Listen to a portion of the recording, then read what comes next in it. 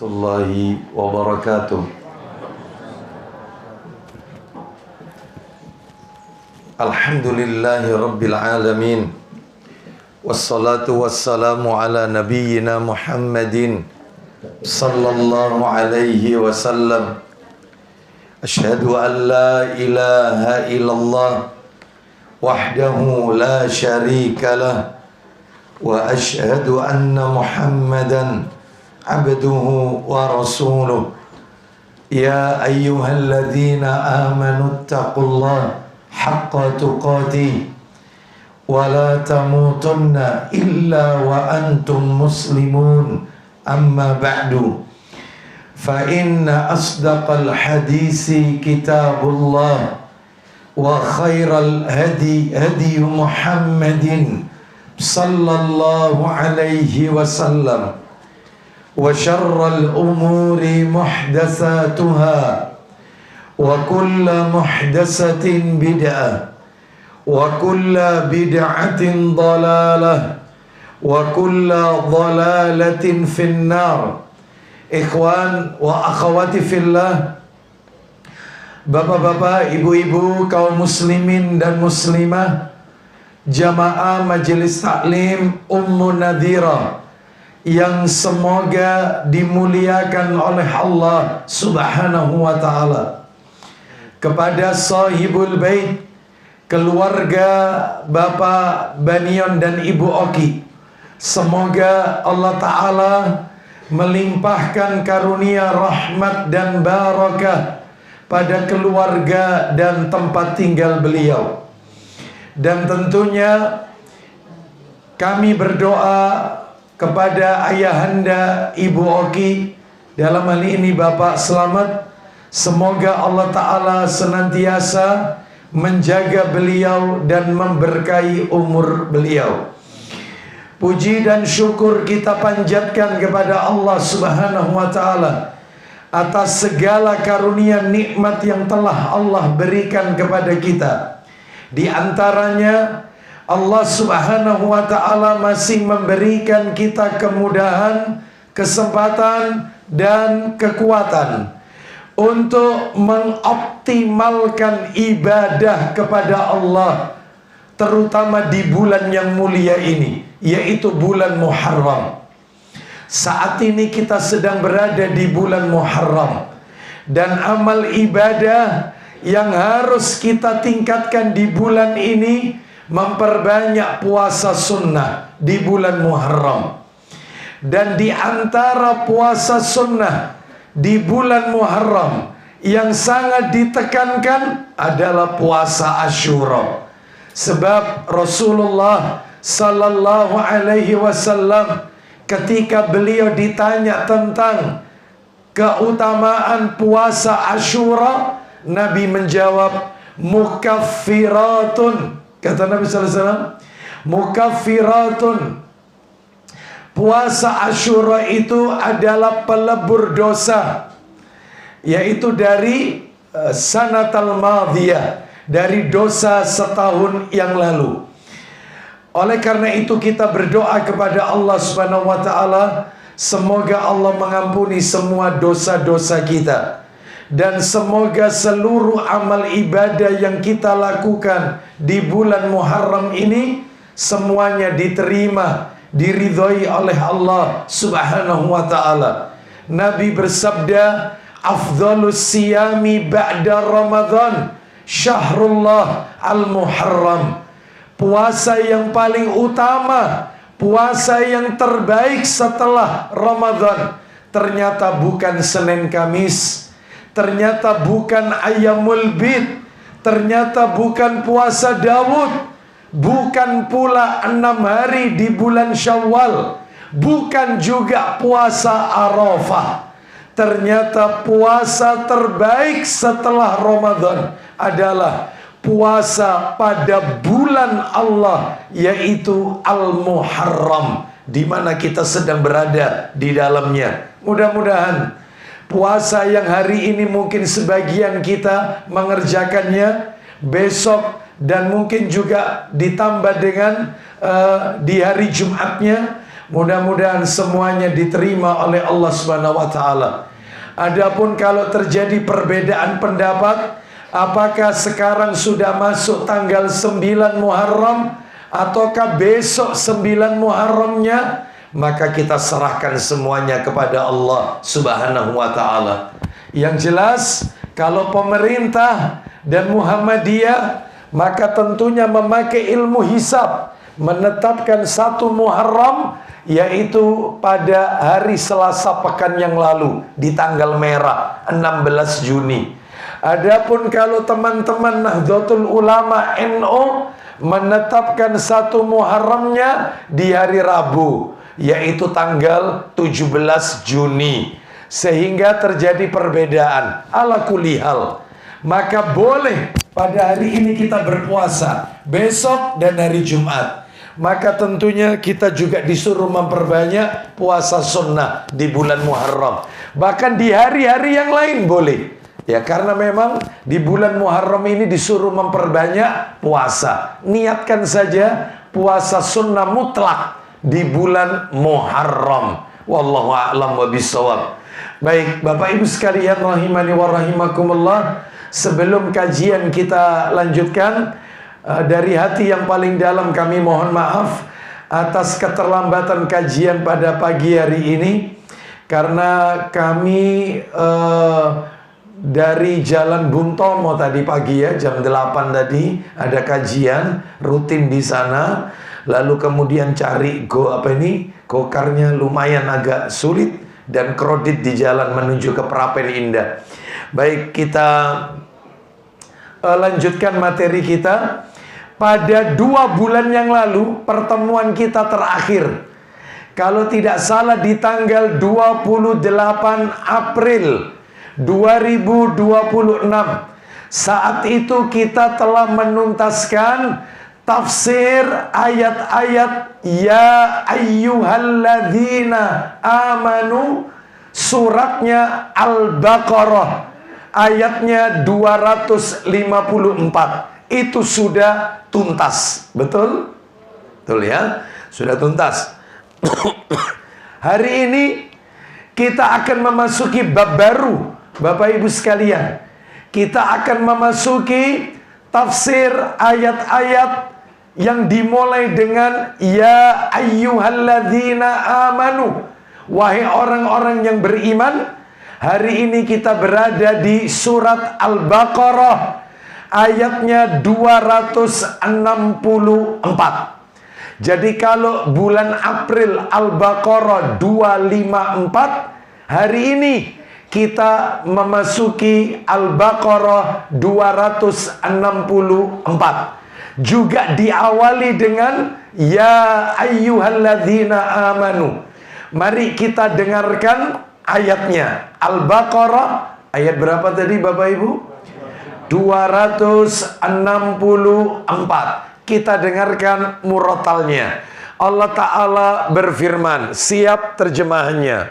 Ya ayyuhalladzina amanu la tubtilu sadaqatikum bil manni wal adha kalladhi yunfiqu malahu ria'an nasi wa la yu'minu billahi wal yawmil akhir famathaluhu kamathali safwanin 'alayhi turabun fa asabahu wabilun fatarakahu salda la yaqdiruna 'ala shay'in mimma kasabu wallahu la yahdi al-qawmal kafirin. Baik, terjemahan. Wahai orang-orang yang beriman, Ya. janganlah kamu merusak sedekahmu dengan menyebut-nyebutnya dan menyakiti perasaan penerimanya, seperti orang yang menginfakkan hartanya karena riya atau pamer kepada manusia, dan dia tidak beriman kepada Allah dan hari akhir. Perumpamannya orang itu seperti batu yang licin, yang di atasnya ada debu. Kemudian batu itu ditimpa hujan lebat, maka tinggallah batu itu licin lagi. Mereka tidak memperoleh sesuatu apapun dari apa yang mereka kerjakan, dan Allah tidak memberi petunjuk kepada orang-orang yang kafir. Baik, ini sudah saya matikan punya saya. Iya. Baik, kita akan lihat terjemahannya. Ya, kita akan lihat Terjemahannya, saya ulang. Wahai orang-orang yang beriman, janganlah kamu merusak sedekahmu. Nah itu ya, dengan menyebut-nyebut dan menyakiti perasaan si penerima. Undat-undat maksudnya. Seperti orang yang menginfakkan hartanya karena riya atau pamer kepada manusia, dan dia tidak beriman kepada Allah dan hari akhir. Perumpamaan orang itu, maksudnya orang itu orang yang suka ungkit-ungkit, undat-undat, orang yang suka riak sodakonya. Apa kata Allah? Seperti batu yang licin. Sambil dibayangin ada batu licin yang di atasnya ada debu, dibayangin. Kemudian batu itu ditimpa hujan lebat, maka tinggallah batu itu licin kembali, sehingga tidak ada debu. Berarti licin seperti awal. Mereka tidak memperoleh, intinya di sini sekarang, mereka tidak memperoleh sesuatu apapun dari apa yang mereka kerjakan. Maksudnya, mereka yang ketika bersodakoh suka mengungkit-ungkit pemberian sodakohnya, dan mereka yang ketika bersodakoh suka riak pamer, maka mereka tidak mendapatkan apapun dari Allah Azza wa Jalla. Licin kembali seperti batu yang diceritakan dalam ayat ini. Dan Allah tidak memberi petunjuk kepada orang-orang kafir. Baik, Bapak Ibu sekalian, ayat ini Al-Baqarah ayat 264 ini oleh penulisnya diberi judul. Jadi Al-Baqarah 264 ini diberi judul oleh penulisnya. Apa judulnya? Bapak Ibu boleh catat, boleh tidak. Judulnya Al-Baqarah 264 ini adalah pahala sodakoh dan etika mengeluarkannya. Saya ulang, pahala sodakoh dan etika mengeluarkannya. Maksudnya mengeluarkannya, mengeluarkan sodakoh. Jadi pahala sodakoh dan etika adab ketika bersodakoh, intinya itu. Pahala sodakoh dan etika mengeluarkannya. Baik, sekarang kita masuk materi inti kita. Pelajaran yang bisa kita ambil dari ayat tadi Bapak Ibu, Al-Baqarah 264, pelajarannya cuman ada dua. Ada dua. Sekalipun dua tapi panjang ini. Kayaknya waktu kita tidak cukup ini. Nomor satu aja nggak cukup, ya, karena panjangnya materi. Jadi pelajarannya ada dua. Al-Baqarah 264 ini. Apa itu? Satu, pelajarannya. Pelajaran yang pertama seputar sodakoh. Nah, nanti kita akan bicara lebih banyak seputar sodakoh.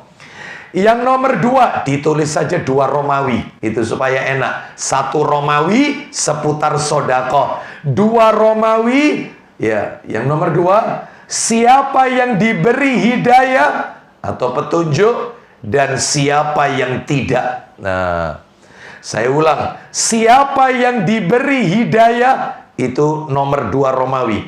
Siapa yang diberi hidayah dalam kurung petunjuk dan siapa yang tidak. Kenapa Ustadz? Kok ujuk-ujuk tiba-tiba membahas siapa yang diberi hidayah? Jangan lupa Bapak Ibu, ayat yang tadi kita dengarkan terjemahannya itu diakhiri oleh Allah, wallahu la yahdil qaumal kafirin. Allah tidak memberi petunjuk alias hidayah kepada orang-orang kafir. Makanya nanti kita akan bicara lebih banyak masalah hidayah. Jadi ada orang yang dikasih hidayah, ada yang tidak. Lah yang dikasih hidayah itu siapa? Yang tidak diberi hidayah siapa? Itu maksudnya materi nomor 2 Romawi itu. Siapa yang diberi hidayah dan siapa yang tidak diberi hidayah. Sekarang kita awali hari ini nomor 1 dulu, 1 Romawi. Seputar sodakoh. Seputar sodakoh. Nah, karena materinya seputar sodakoh, ternyata setelah saya kumpulkan ada 8 poin yang harus kita ketahui seputar sodakoh. Berarti nanti nulisnya jangan nomor 1, nanti bingung. A, B, C aja. A, B, C, D, E berarti sampai H. Sampai huruf H. Ada 8 poin. Apa saja? Yang A, definisi sodakoh. Itu yang A. Yang B, berarti 1B gitu maksudnya ya. Yang B, keutamaan sodakoh. Itu B. Itu yang B. Yang C,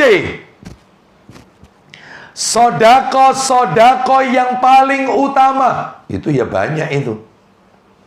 Ada 12 sodako yang paling utama itu. Makanya panjenengan kalau mau bersodako, tolong diterapkan skala prioritas. Dulu kan yang paling utama ini. Nah itu ada 12 macam. Baik, itu yang C. Yang D, ya yang D, etika ketika bersodako. Loh, berarti sesuai dengan temanya kan, judulnya kan, sesuai kan? Ya, jadi Al-Baqarah ayat 264 itu diberi judul pahala sodako dan etika mengeluarkannya. Nah itu ya. Makanya yang D ini etika ketika bersodako. Apa etikanya? Yang E, keterikatan sodako. Keterikatan sodako dengan ibadah lainnya. Ya. Keterikatan sodako dengan ibadah lainnya. Nah, nanti ada sodako dengan sholat, sodako dengan puasa, sodako dengan haji. Ada korelasinya. Ya. Itu yang poin apa tadi itu? Yang E. Yang F. Nah ini ya banyak lagi nih F ini. Bentuk-bentuk sodako dengan selain harta. Jadi sodako itu tidak identik pakai uang. Enggak. Sodako sunnah lo ya. Sodako sunnah itu tidak selalu identik pakai harta. Enggak. Makanya yang F ini bentuk-bentuk sodako dengan selain harta. Lah itu macamnya 17 itu. Oh, dan itu ada dalilnya semua. Ini panjang ini materinya. Mungkin 3-4 kali pertemuan ini mungkin ya. Ini panjang. Itu yang poin apa tadi? F. Yang G. Yang G, pembatal sodako. Jadi sodako kita bisa batal pahalanya, ditolak oleh Allah kalau melakukan beberapa hal. Oh itu ya, pembatal sodako. Baik. Yang H terakhir, poin H. Bentuk-bentuk penyaluran sodako sunnah. Jadi untuk apa saja sodako sunnah itu? Bentuk-bentuk penyaluran sodako sunnah. Itu bentuknya ya banyak, ada 10. Bangun masjid, ponpes, memperbaiki jalanan rusak termasuk jembatan, ngurus jenazah, membuat panti asuhan, rumah sakit, poliklinik, pembagian sembako. Banyak ya. Banyak nih ya bentuk-bentuk penyaluran sodako sunnah. Baik, sekarang kita awali yang 1A. Seputar sodako yang A. Betul demikian? Baik, definisi sodako. Apa sodako itu? Artinya, sodako ialah, ini saya nukilkan dari kitab At-Ta'rifat. Ya, yang di karyanya Imam Al-Jurjani rahimahullah. Kata beliau begini, sodako itu adalah pemberian yang diniatkan atau dimaksudkan, pemberian yang diniatkan, niat-niat, pemberian yang diniatkan atau dimaksudkan untuk mencari ganjaran pahala. Pemberian yang diniatkan, niatnya itu jelas. Pemberian yang diniatkan atau dimaksudkan untuk mencari ganjaran pahala di sisi Allah Ta'ala. Mencari ganjaran pahala di sisi Allah Ta'ala. Jadi beda sama hadiah Bapak Ibu. Beda. Kalau hadiah itu bisa jadi niatnya balas budi. Karena orang itu baik sama kita, aku gak enak nek gak api ambek wongiku, sehingga dibalas, itu hadiah. Atau bisa jadi dia memberi hadiah supaya dia semakin dicintai. Karena Nabi bersabda, tahadu tahabbu, saling berilah kalian hadiah, maka kalian akan saling mencintai. Ada. supaya mertua itu cinta sama kita, yang mertua sering kita belikan makanan, itu hadiah. Nek sodako gak butuh itu. Sodako itu murni gak butuh balasan. Dia murninya itu ingin mendapatkan ganjaran pahala dari Allah Azza wa Jalla. Jadi beda ya, sama hadiah beda, gitu ya. Baik. Jadi ini kadang-kadang hadiah itu dikaitkan momen-momen tertentu. Misalnya misalnya ada tetangga kita mengadakan acara walimatul khitan. Kita diundang, lah kita ngasih hadiah ke anak itu karena momennya khitan. Kalau tidak ada khitan, maka dia tidak ngasih hadiah. Ini sodako, tidak ada momen ini. Sodako ini nggak pakai momen, ya. Jadi kapanpun, dimanapun dia mengeluarkan harta itu, ya diniatkan untuk mencari ganjaran pahala di sisi Allah Ta'ala. Baik. Jadi itu definisinya. Saya tambahkan lagi dikit. Sodako tidak boleh diambil kembali oleh orang yang memberikannya. Nggak boleh diambil. Sodako tidak boleh diambil kembali. Ya. Suami bersodako ke istri. Boleh Ustadz? Boleh. Yang tidak boleh itu suami ngasih zakat ke istri. Nggak boleh. Karena istri itu dinafkahi. Ya, maka orang yang dinafkahi gak oleh zakat. Itu, ya. Jadi, maka dalam hal ini suami bersodako boleh, tapi bukan zakat loh ya. Ternyata karena istrinya ini tidak taat ke suaminya, diminta lagi. Ya. Wes sing tak sodako ini balik nomane balik. Nah, ya. Ya ndak boleh. Apa? Iya, ya itu khurafat ya, timbilan itu. Ini khurafat ini. Kenapa taklim ini kecampuran khurafat itu kenapa? Heran saya, wis pada belajar tahu gitu timbilan. Iya, nek dijawab mana kok timbilan gitu loh katanya ibu-ibu Pak. Iya. Baik, perasaan saya timbilan itu suka ngintip biasanya. Setahu saya lo ya. Lo itu ya khurafat Yohan. Khurafat lah ini saya kecampuran sudah. Ini saya ketularan ini sudah, ketularan ini. Awalnya ndak awalnya. Nah, ayo dalilnya mana dalilnya? Mana dalilnya? Sodako itu tidak boleh diambil kembali. Sahih Muslim. Sahih Muslim. Nomornya 1622. 1622. Ya, 1622. Ayo atasnya 3048. Baca 1622. Baca Pak Dedi dari Ibnu Abbas radhiyallahu anhuma. Silakan. Dari Ibnu Abbas radhiyallahu anhuma, dari Rasulullah sallallahu alaihi wasallam, beliau bersabda, Masalul ladzi yarji'u fi sadaqatihi. Ya, disebut sodako kan? Saya ulang. Masalul ladzi yarji'u fi sadaqatihi kamasalil kalb. Ya. Yaqi'u thumma ya'udhu fi qai'ihi. Na'udzubillah, menjijikkan. Silakan. permisalan seseorang yang menarik kembali pemberiannya atau sedekahnya seperti seekor anjing yang muntah lalu memakan kembali muntahannya. Nah, itu. Kalau di terjemahan saya nggak gitu Pak Dedi. Sama-sama aplikasinya. Begini terjemahannya. Permisalan orang yang mengambil kembali sodakonya seperti seekor anjing yang muntah, kemudian ia menjilat dan memakan kembali muntahannya. Oh, itu makanya saya bilang menjijikan. Lah itu nggak boleh. Wong sudah disodakokan kok diminta lagi. Ya, Pak Takmir, saya itu kan sudah sodako masjid ini. Sudah, keramiknya masjid ini kan dari saya. Lah kok sekarang masjid ini diisi sama jenggot-jenggotan ini? Ya, saya gak seneng wes tak jawab mana. Oh, ya. Diisi Wahabi ini wes tak minta lagi. Oh, ya. Kebalikannya juga begitu. Sudah nyumbang awalnya nggak ada acara aneh-aneh. Ternyata masjidnya dipakai acara yang tidak ada tuntunan dari Nabi Sallallahu Alaihi Wasallam. Maka orang itu berkata tak minta lagi yang tak sumbang. Nggak boleh, biarkan. Jadi apa yang sudah disodakokan selesai. Jangan diambil kembali.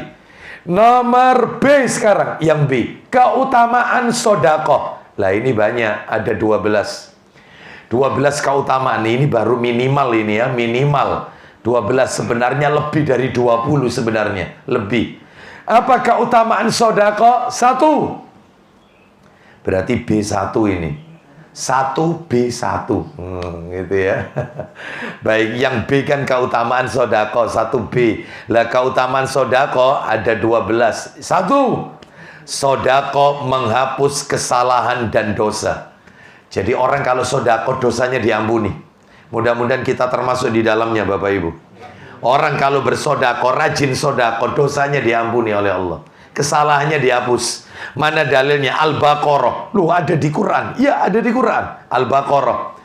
Ayatnya 271. Al-Baqarah ayatnya 271. Kita dengarkan. Allah Ta'ala berfirman. Al-Baqarah 271.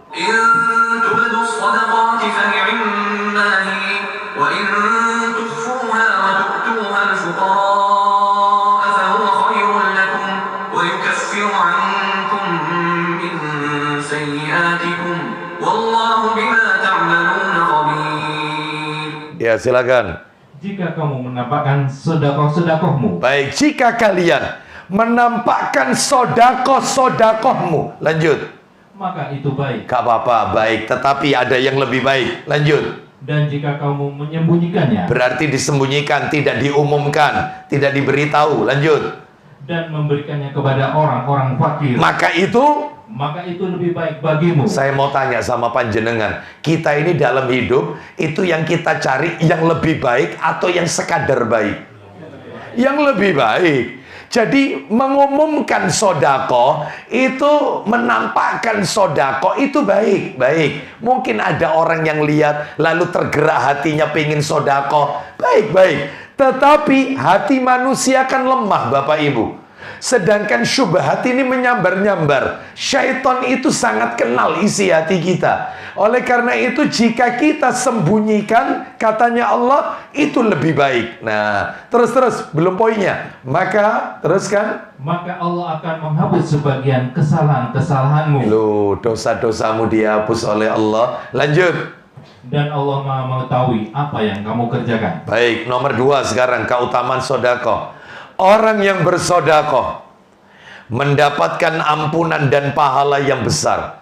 Jadi hampir mirip sama nomor 1, tapi ini ada tambahan pahala yang besar. Saya ulang. Orang yang bersedekah mendapatkan ampunan dan pahala yang besar. Dalilnya, ayo dibuka surat 33. Surat 33 itu surat apa? Al-Ahzab ayat 35. Al-Ahzab 35. Surat 33 ayat 35. Kita dengarkan murotalnya. Surat 33 Al-Ahzab ayat 35. Innal muslimina wal muslimati wal mu'minina wal mu'minati wal qanitina wal qanitati was sadiqina was sadiqati was sabirin was sabirina was sabirati wal khashi'ina wal khashi'ati wal mutasaddiqina wal mutasaddiqati was shaimina was والحافظين فروجهم والحافظات والذاكرين الله كثيرا والذاكرات أعد الله لهم مغفرة وأجرا عظيما. Silakan terjemahannya surat Al-Ahzab surat 33 ayat 35. Silakan. Sungguh, laki-laki dan perempuan muslim. Lanjut. Laki-laki dan perempuan mukmin. Lanjut. Laki-laki dan perempuan yang tetap dalam ketaatannya. Maksudnya istiqomah. Laki-laki dan perempuan yang qunut. Ya, istiqomah. Lanjut. Laki-laki dan perempuan yang benar. Jujur maksudnya itu. Lanjut. Laki-laki dan perempuan yang sabar. Terus. Laki-laki dan perempuan yang khusyuk. Laki-laki dan perempuan yang bersedekah. Nah, di situ poinnya. Laki-laki dan perempuan yang bersedekah. Terus. Laki-laki dan perempuan yang berpuasa. Laki-laki dan perempuan yang memelihara kehormatannya. Terus. Laki-laki dan perempuan yang banyak menyebut nama Allah. Maksudnya rajin berzikir. Lanjut. Allah telah menyediakan untuk mereka ampunan dan pahala yang besar. Mudah-mudahan yang dimaksud laki-laki dan perempuan dalam ayat ini kita semua yang ada di majelis ini. Baik, sekarang yang nomor 3. Apa keutamaan sedekah? Sedekah merupakan bukti kebenaran iman seseorang. Sedekah merupakan bukti kebenaran iman seseorang. Makanya Bapak Ibu, ya, mohon maaf, silakan boleh ditulis dulu, ya, sebelum saya sampaikan penjelasannya dikit. Sedekah merupakan bukti kebenaran iman seseorang. Nah, saya jelaskan sekarang. Iman itu Bapak Ibu tidak sekadar klaim, pengakuan di lisan. Iman itu tidak sekadar keyakinan di dalam hati. Tetapi iman itu butuh pembuktian. Ya, bukan sekadar klaim, tapi butuh pembuktian. Lah, pembuktian iman kita itu dengan bersedekah. Makanya kalau ada di masyarakat kita ngaku Islam, KTP Islam, mengaku Muslim, ngaku orang beriman, tapi kok pelit, bakhil, kikir, ya, maka yang seperti ini imannya dipertanyakan, imannya tanda tanya. Jadi iman itu bukan hanya pengakuan keyakinan dalam hati atau diucapkan di lisan, tapi butuh dibuktikan dengan amalan anggota badan, ya, butuh dibuktikan dengan realisasi dalam kehidupan kita. Salah satunya yang rajin sedekah. Makanya iman itu pembenaran, mohon maaf, bukti kebenaran iman seseorang. Baik, dalilnya di mana? Sahih Muslim. Sahih Muslim. Nomornya 223. Muslim nomor 223. Ya, atasnya 328. Baca. Muslim 223. 223, ayo baca. Dari Abu Malik al-Ash'ari, ia berkata, Rasulullah SAW bersabda, At-tuhuru syatrul iman. bersuci itu merupakan separuh dari keimanan. Baik, bersuci itu bagian dari keimanan. Bersuci itu bagian dari keimanan. Ya, lanjut. Walhamdulillahi tamla'ul mizan. Silakan. Ucapan Alhamdulillah dapat memenuhi timbangan. Nah, ini sudah saya sampaikan kemarin pada waktu kajian di Duku Kupang. Ya, di Majelis Taklim Ar-Raudhah. Ya, kediamannya siapa ini? Pak Barokah Sa'di. Ya, insya Allah banyak yang hadir kok. Ini kalau lihat wajah-wajahnya banyak yang hadir. Lah, itu saya jelaskan tentang mizan, neraca timbangan di akhirat. Salah satu amalannya membaca 4 kalimat zikir.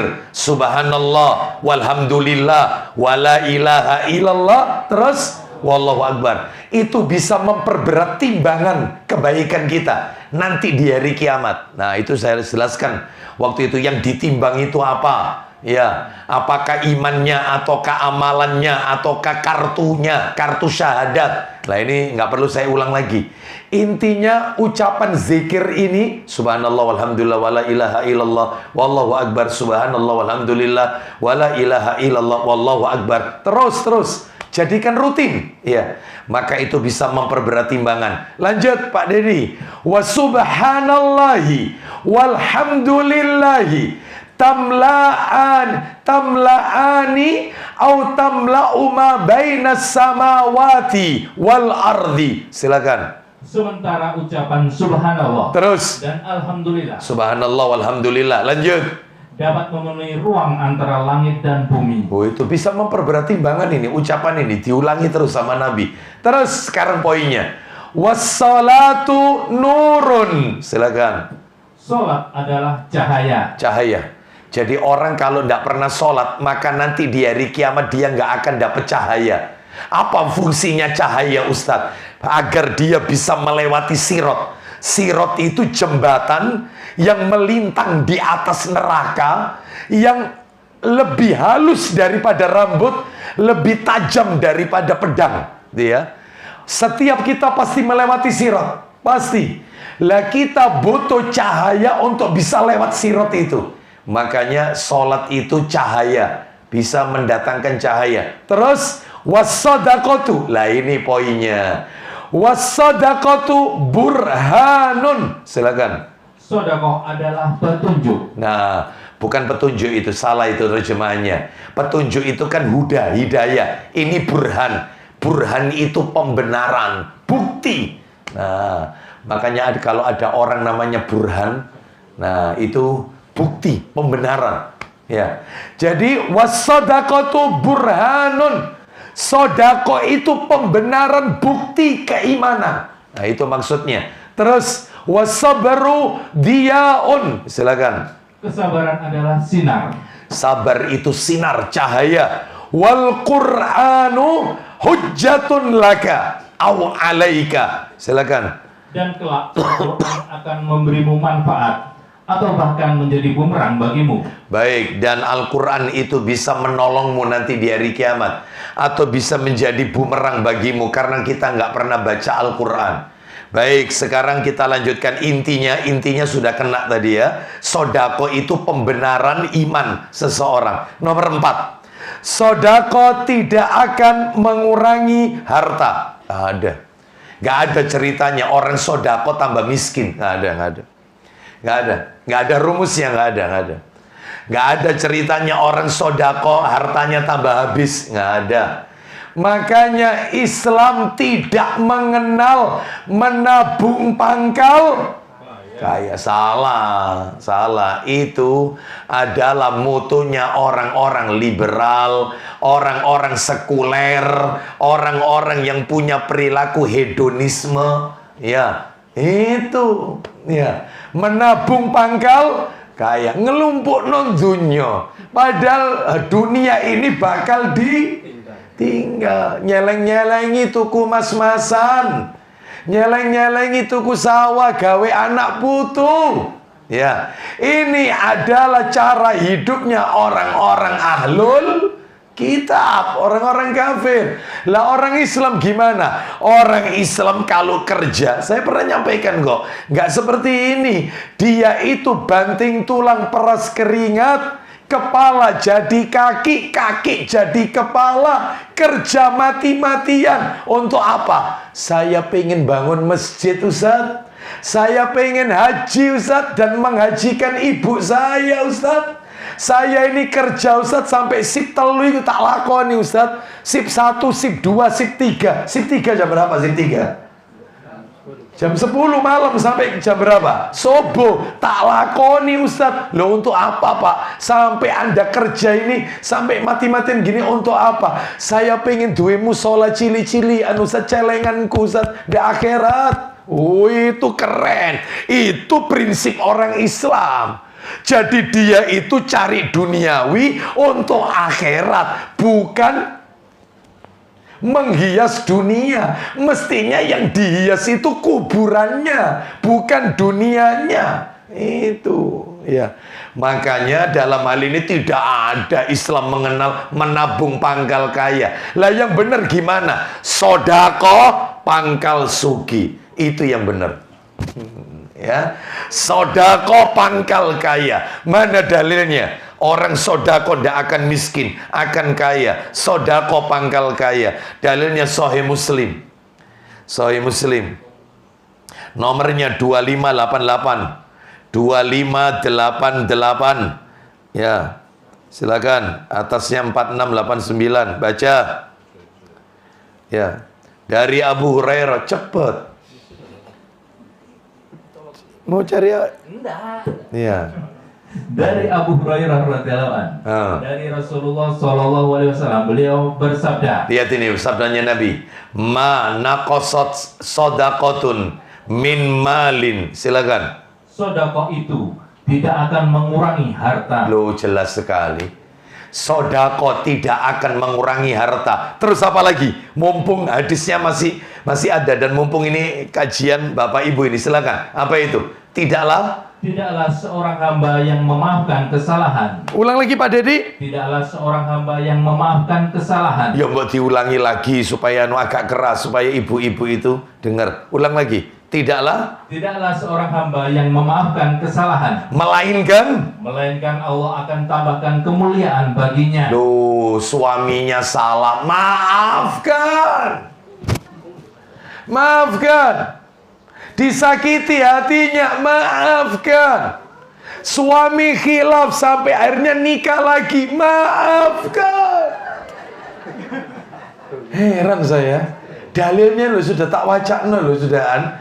Ulang lagi Pak Dedi. Tidaklah lo yang tadi, tidaklah seorang hamba yang memaafkan kesalahan, melainkan yang memaafkan kesalahan, melainkan Allah akan tambahkan kemuliaan baginya. dimuliakan sama Allah. Jangan khawatir. Lanjut terakhir. Dan tidaklah seseorang yang merendahkan hati karena Allah, Tawadhu, rendah hati. Lanjut. melainkan Allah akan mengangkat derajatnya. Nah, tawadhu, rendah hati. Jangan pakai ilmu istilahnya bukan ilmu padi. Kalau padi kan semakin berisi, semakin merunduk. Ini bukan. Jangan menjadi orang yang congkak. Jangan menjadi orang yang arogan. Itu kalau bahasa sepanjangnya keledek, begedut. Jangan. Ya, gak usah begedut, gak usah.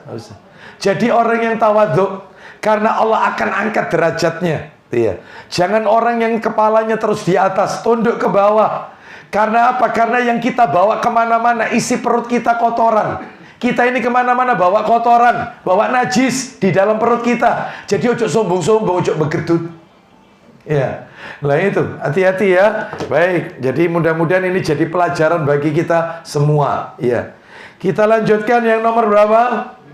Nomor 5, keutamaannya sodakoh. Orang yang bersodakoh akan memasuki surga dari pintu khusus. Orang yang bersodakoh, rajin sodakoh. Jumat itu mesti sodakoh Jumat. Ya, karena mampunya itu nggak apa-apa. Ya, itu sodakoh. Orang yang bersodakoh akan memasuki surga dari pintu khusus yang bernama. Nah ini, orang yang suka bersodakoh akan memasuki pintu surga. Ya, akan memasuki surga dari pintu khusus yang bernama Babus Sodakoh. Babus Sodakoh. Oh, itu Babus Sodakoh. Mana dalilnya? Dalil Sahih Muslim 1027. Sahih Muslim 1027. Atasnya 1705. Ayo, Sahih Muslim 1027. Baca. Dari Abu Hurairah radhiyallahu anhu. Ayo. Iya. Dari Abu Hurairah radhiyallahu anhu bahwasanya Rasulullah Shallallahu alaihi wasallam bersabda, isinya, barang siapa yang bersedekah sepasang kuda perang, belum poinnya, teruskan. Barang siapa yang bersedekah sepasang kuda perang untuk membela agama Allah atau fisabilillah, maka ia akan kelak dipanggil dalam surga. Terus, wahai hamba Allah, inilah pahala kebaikanmu. Lanjut sekarang poinnya. Siapa yang rajin sholat, mudah-mudahan kita termasuk ini nomor 1, rajin sholat. Terus, dia akan dipanggil dari pintu sholat. Pintu sholat. Di surga ada pintu namanya babus sholat. Pintu sholat. Kalau rajin sholat. Nomor 2. Dan siapa yang ikut berjihad untuk menegakkan agama Allah. Nah ini berarti jihad. Akan dipanggil? Dia akan dipanggil dari pintu jihad. Babul jihad. Nomor 3. Dan siapa yang rajin bersodakoh. Lah ini yang kita bahas materinya. Lanjut. Maka dia akan dipanggil dari pintu sodakoh. Babus sodakoh. Terakhir 4. Dan siapa yang rajin berpuasa. Beda lagi namanya ini. Beda lagi ini. Orang yang rajin puasa. Termasuk yang kita lakukan pada hari ini. Berpuasa. Ya. Maka dia akan dipanggil dari pintu Ar-Royan. Pintu Ar-Royan. Sedangkan pintu surga itu jumlahnya ada berapa Bapak Ibu? Ada 8. Yang tadi kita dengarkan disebut berapa? Ada 4. Lah sisanya yang 4 itu nama pintunya apa? Nih saya bacakan. Sisanya yang 4 ya. Sebagian ulama mengatakan yang 4 ini sisanya adalah yang 4 ini. Berarti sekarang lanjutannya nomor 5 ini ya. Nomor 5. Pintu surga nomor 5. Pintu surga nomor 5. Namanya Babul Kadhiminal Ghaidha. Pintu menahan amarah, gak ngamuan. Pintu menahan amarah. Pintu menahan amarah. Bab al-kadhiminal ghaidha. Pintu menahan amarah. Itu ada di Quran itu.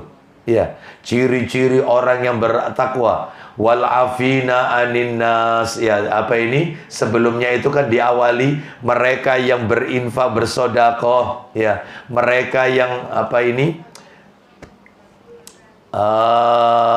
Coba dibuka surat 3 Ali Imran, Pak Dedi. Nggak usah ditulis ini ya sebenarnya ya. Ali Imran ayatnya 133 dulu. 133 dulu. 133 dulu. Ayo dibaca, silakan. Ali Imran 133, silakan. Dan bersegeralah kamu mencari ampunan dari Rabb-Mu dan mendapatkan surga yang luasnya seluas langit dan bumi. Teruskan. Yang disediakan bagi orang-orang yang bertakwa. Cirinya orang bertakwa, Pak Dedi, lanjutkan. Yaitu orang-orang yang berinfak baik di waktu lapang maupun sempit. Alladzina yunfikuna fis sarra wa dharra. Orang yang menafkahkan, berinfak di waktu lapang maupun sempit. Yang kedua, dan orang-orang yang menahan amarahnya. Loh, disebut menahan amarah, itu pintu surganya ada. Al-kadhiminal ghaidha. Terus berikutnya ada lagi nama pintu surga berikutnya. Teruskan Pak Dedi. Dan memaafkan kesalahan orang lain. Baik, kita lanjutkan pintu surga nomor 6. Pintu surga yang nomor 6 sekarang. Betul? Bingung? Pintu surga ada berapa?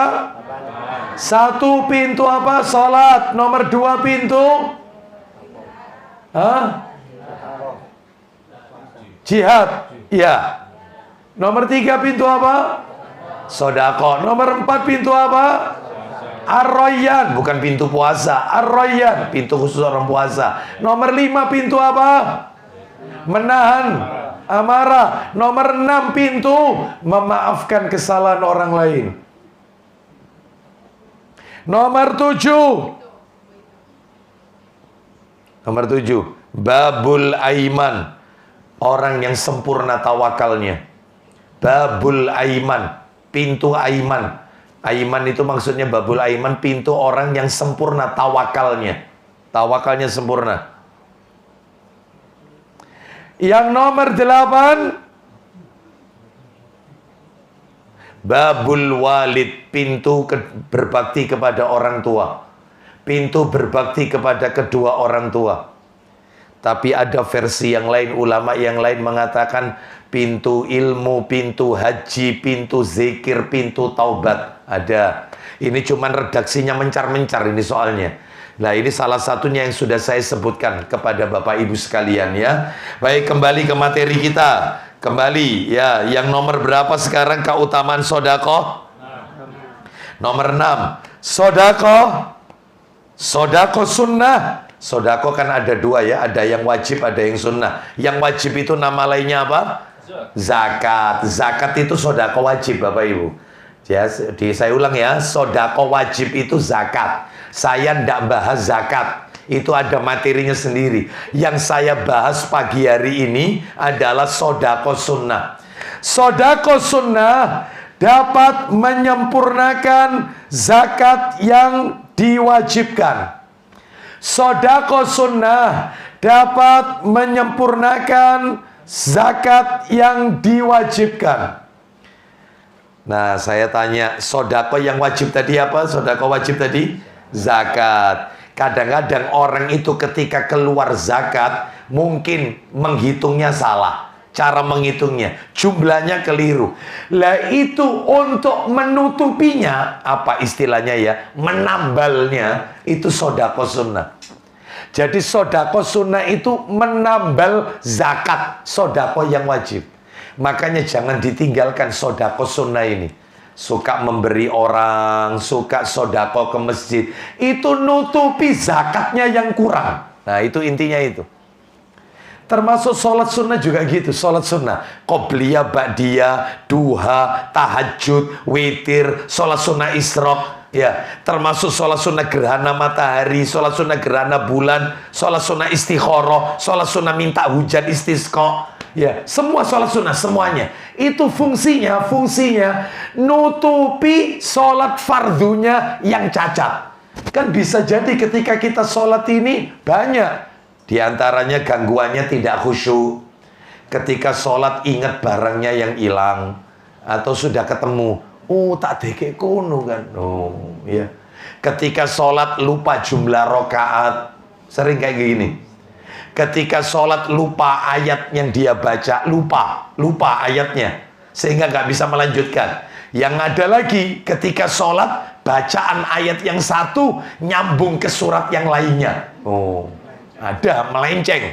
Ya, wadduha walaili idza saja ma wadda'aka rabbuka walal akhiratu khairu wa abqa. Sampai akhirnya tembus, ya. Suhufi Ibrahim wa Musa. Mestinya kan walal akhiratu khairul laka minal ula, ini tidak wa abqa. No, ya. Falahum ajrun ghairu mamnun fama yukadzibuka ba'du biddin. Ya, itu gimana itu? Laqad khalaqnal insana fi ahsani taqwim thumma radadnahu asfala safilin illa alladhina amanu wa amilus solihati wa tawasaw bil haqqi wa tawasaw bis sabr. Wal asr innal insana lafi khusr illal ladzina amanu wa amilus solihati falahum ajrun ghairu mamnun. Loh, sudah tembusi kemana? Nah, ya toh, itu. Apalagi al-kafirun, qul ya ayyuhal la a'budu lakum dinukum wala ana abidum wala antum, muter gak karu-karuan. Ya, nah itu ya, hati-hati. Maka itu penutupnya sholat sunnah, penutupnya. Makanya jangan pernah meremehkan yang sunnah, jangan. Termasuk Bapak Ibu kalau kemarin haji, berangkat haji, atau mungkin pernah haji, ternyata pembimbingnya atau travelnya salah manasiknya, salah. Maka tolong jangan tinggalkan umroh. Umroh itu sunnah, ya. Maka umroh panjenengan nutupi haji yang pernah kita lakukan ternyata salah. Jadi semua ibadah sunnah itu untuk menambal dari fardunya yang cacat, yang tidak sempurna. Dalil Abu Dawud. Dibuka dalilnya Abu Dawud. Nomornya 864. Abu Dawud 864. Dibuka dalilnya Abu Dawud 864. Abu Dawud 864. Ayo baca. Silakan. Ayo. Pak Dedi. Halo. Pak Dedi.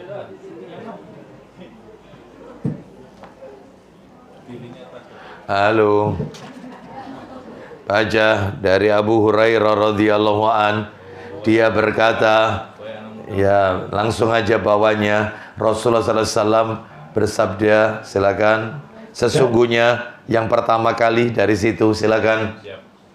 Dari Abu Hurairah radhiyallahu an, dia berkata, langsung. Rasulullah SAW bersabda, langsung. Sesungguhnya yang pertama kali dihisab pada hari kiamat adalah amal perbuatan manusia, adalah sholatnya. Baik, jadi yang pertama diaudit oleh Allah di hari kiamat, diperiksa, itu sholat dulu. Terus kalau sholat, terus lanjut silakan. Allah Azza wa Jalla berfirman kepada malaikatnya. Allah berfirman kepada para malaikat. Yang dimaksud malaikat di sini malaikat pencatat amal yang ada di kanan kiri kita. Dan yang jelas namanya bukan Rokib dan Atid, nggak ada itu. Rokib Atid itu nama tugasnya, bukan nama malaikatnya.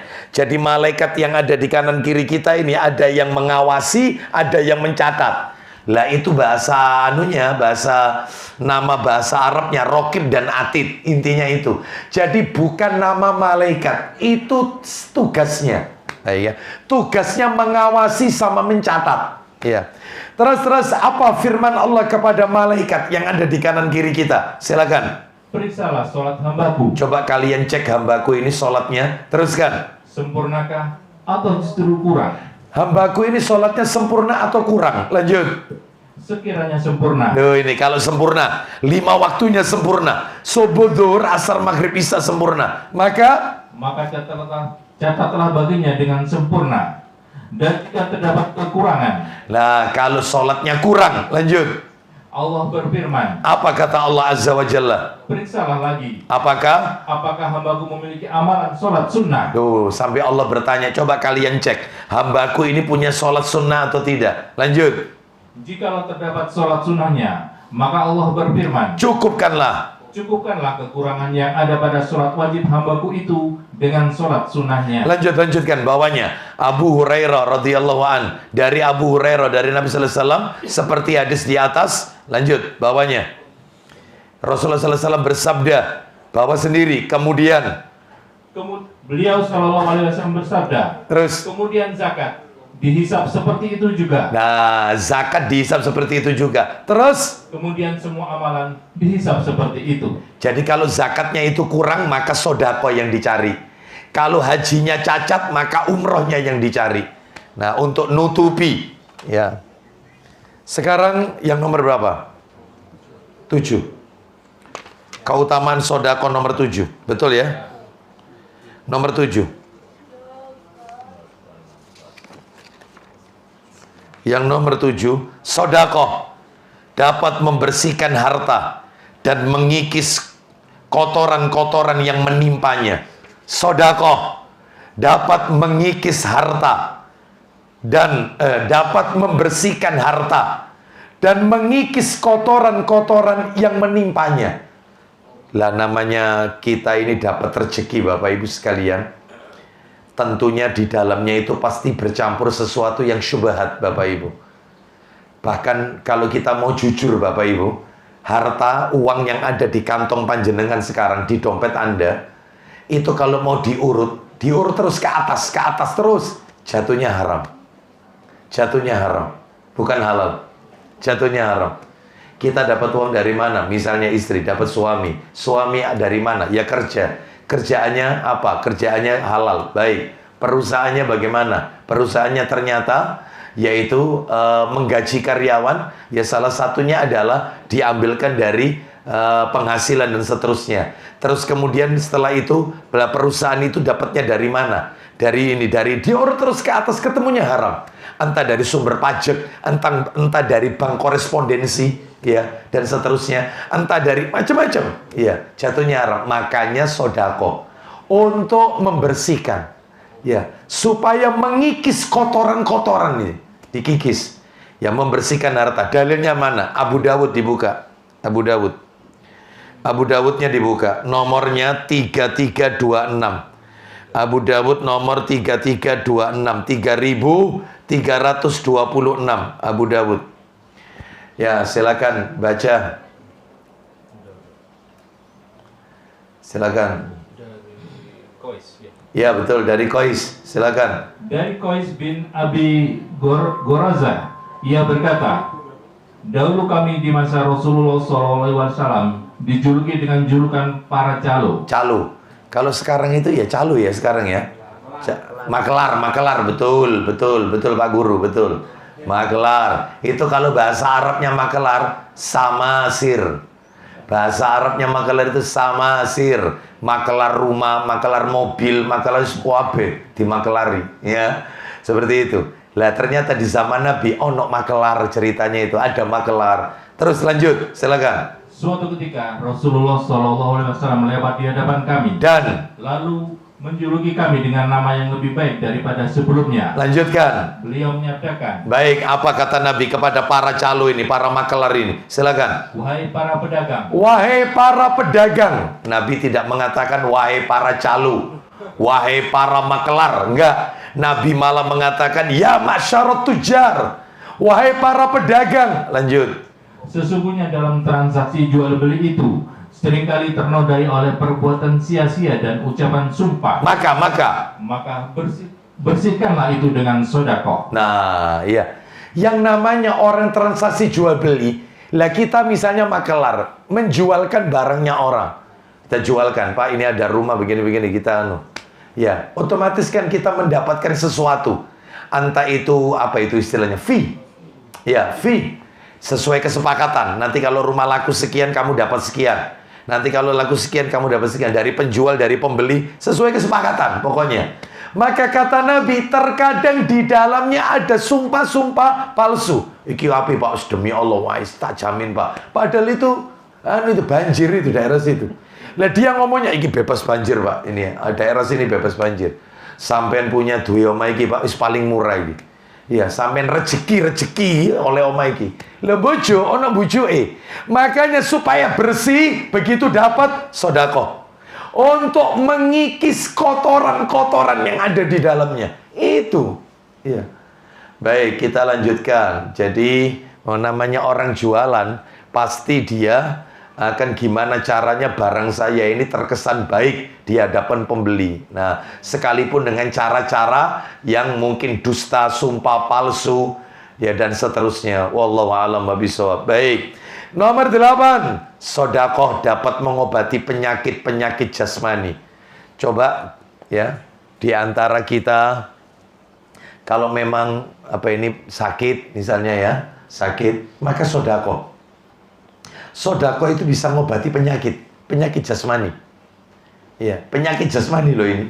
Penyakit jasmani. Bukan penyakit rohani saja, jasmani. Ya. Mana dalilnya? Dalil. Coba dibuka STWT. Sahih Targhib wa Tarhib jilid 2. Mulai STWT terus ini. Mulai. Loh, sudah disiapin Pak Dedi. Sudah. Ini.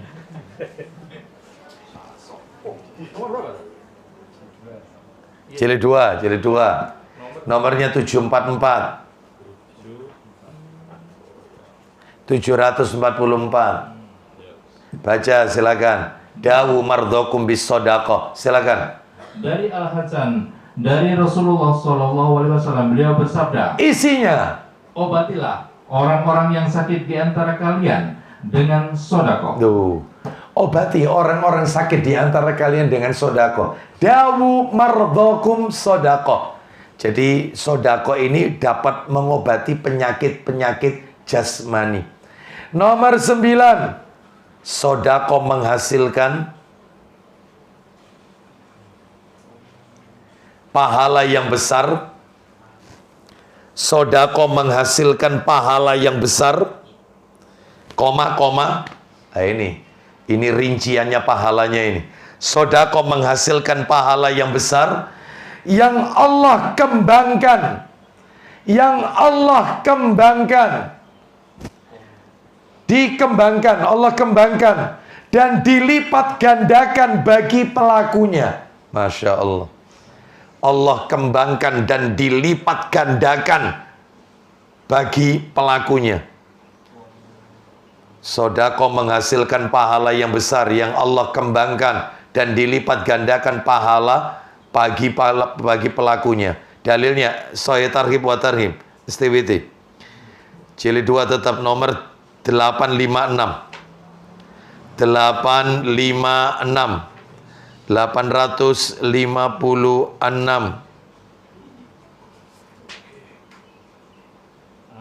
baca ya.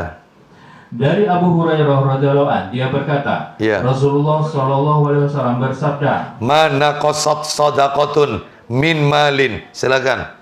Barang siapa yang bersedekah seberat 1 biji kurma dari penghasilan yang baik. Sebentar, itu nomor berapa? 856. Betul. Baca, iya betul. 856, silakan baca. Ulang lagi. Ada afisi? Iya, atas saja, atas. Iya. Barang siapa yang bersedekah seberat 1 biji kurma dari penghasilan yang baik. Baik, 1 biji kurma lo ya. 1 biji kurma. Ini banyak apa sedikit? Sedikit, tapi dari penghasilan yang baik, penghasilannya halal, halalan thayyibah. Ulang lagi. Barang siapa yang bersedekah seberat 1 biji kurma, syaratnya dari penghasilan yang baik, maka dan Allah tidak menerima kecuali dari yang baik. Lanjut.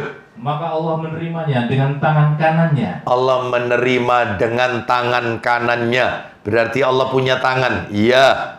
Laisa kamisli syai'un wa huwas samiul basir. Allah jangan diserupakan dengan makhluknya. Allah punya tangan tapi jangan dimisalkan seperti makhluk ciptaannya.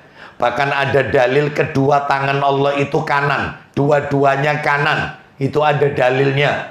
Jadi jangan diserupakan, jangan dibayangkan, jangan dipertanyakan. Ya, semua ini cukup diimani. Sami'na wa ata'na. Baik, terus diterima dengan tangan kanannya. Kemudian dia menumbuhkannya untuk pemiliknya sebagaimana salah seorang dari kalian merawat anak kudanya. Hingga ia menjadi seperti gunung. Loh, jadi kecil, bayangkan sebutir kurma sampai itu dijadikan oleh Allah seperti gunung pahalanya. Makanya dilipat gandakan. Lanjut 10. Tinggal 2 lagi. 11 sekarang 10 ya. Sampai 12 ini. 10. Sodako merupakan pelindung dari api neraka. Sodako merupakan pelindung dari api neraka. Jadi kalau nanti di akhirat kita pengen tidak disentuh api neraka, ya banyak bersodako. Karena dia yang akan membela kita nanti di hari kiamat. Sodako ini. Dalilnya, STWT lagi. Sahih Targhib. Nomornya 863. 863. Silakan. Dari Adi bin Hatim radhiyallahu anhu dia berkata, aku mendengar Rasulullah Shallallahu Alaihi Wasallam bersabda. Langsung aja. Tidak ada seorang pun dari kalian kecuali Allah akan berbicara kepadanya tanpa penterjemah. Jadi nanti Allah mengetahui semua bahasa, gak pakai penterjemah. Ya bahasa, tentunya dalam hal ini di akhirat ya pakai bahasa Arab. Ya, sekalipun di dunia dia tidak bisa bahasa Arab, maka nanti di akhirat maka dia akan berbahasa Arab. Seperti itu. Lanjut teruskan. Kemudian dia melihat ke sebelah kanan. Ternyata di sebelah kanan. Maka dia tidak melihat kecuali amal perbuatannya. Terus. Dia melihat ke sebelah kiri. Terus. Maka dia tidak melihat kecuali amal perbuatannya. Terus. Dia melihat ke depannya. Maka dia tidak melihat kecuali neraka di depan wajahnya. Duh, ternyata kanan kiri amal perbuatannya. Di depan neraka. Lanjut. Maka berlindunglah kalian dari neraka, walaupun hanya dengan bersedekah separuh kurma. Tadi 1 biji, malah sekarang separuh. Bayangkan. Meskipun kecil, itu manfaatnya besar. Menolak api neraka. Seakan-akan Allah Subhanahu wa ta'ala hendak memberitahukan kepada kita. Coba dibaca bawahnya. Dibaca bawahnya. Barang siapa yang bisa berlindung, silakan. Barang siapa di antara kalian yang bisa berlindung dari api neraka, walaupun hanya dengan bersedekah separuh kurma, maka hendaknya dia melakukan hal itu. Maka hendaknya dia melakukan hal tersebut. Jadi ini bisa menyelamatkan kita nanti di akhirat. 11. Sodako sebagai sebab keselamatan. Sodako sebagai sebab keselamatan dan panasnya hari kiamat. Sodako sebagai sebab keselamatan dari panasnya, bukan dan panasnya, dari panasnya hari kiamat. Sodako sebagai keselamatan dari panasnya hari kiamat. Dalilnya Sahih Targhib wa Tarhib 873. 873 itu dari Uqbah bin Amir itu. Ya, ayo 873 baca. Dari Uqbah bin Amir radhiyallahu anhu dia berkata, aku mendengar Rasulullah Shallallahu Alaihi Wasallam bersabda. Langsung, inna sodakota la tudfi'u, silakan. Sesungguhnya sodako itu memadamkan panasnya kubur bagi penghuninya. Ulang lagi, sodako itu. Sesungguhnya sodako itu memadamkan panasnya kubur bagi penghuninya. Sodako itu bisa memadamkan panasnya kubur bagi penghuninya. Terus. Dan seorang mukmin hanya bernaung di bawah naungan sodakohnya pada hari kiamat. Ya, makanya nanti dia di hari kiamat pada mahsyar tidak akan kepanasan. Karena ternyata ada naungan. Naungannya ini adalah berupa sodako yang pernah dia tunaikan. Makanya Bapak Ibu sekalian, rajin-rajinlah bersodako. Maka Allah akan padamkan dari siksa kubur, ya, azab kubur. Ya, termasuk nanti di hari kiamat kita tidak akan kepanasan, tidak akan terkena sengatan matahari yang diletakkan di atas kepala kita. Baik, terakhir nomor 12, sodako secara sembunyi-sembunyi. Ya, sembunyi-sembunyi. Sampai-sampai diibaratkan tangan kirinya tidak mengetahui apa yang disodakokan dengan tangan kanannya. Tangan kirinya nggak tahu. Berarti sembunyi-sembunyi. Tidak diberitahukan ke orang lain, sekalipun sama istrinya. Ya, seperti itu. Jadi sodako secara sembunyi-sembunyi dapat meredakan kemurkaan Allah Ta'ala. Dapat meredakan kemurkaan Allah Ta'ala. Sodako secara sembunyi-sembunyi dapat meredakan kemurkaan Allah Ta'ala. Dalilnya STWT Sahih Tarhib wa Tarhib, nomornya 889 dari Abu Umamah radhiyallahu anhu, dia berkata, Rasulullah sallallahu alaihi wasallam bersabda, 889, Nabi sallallahu alaihi wasallam bersabda, silakan. Dari Abu Umamah radhiyallahu anhu, dia berkata, Rasulullah sallallahu alaihi wasallam bersabda, Langsung.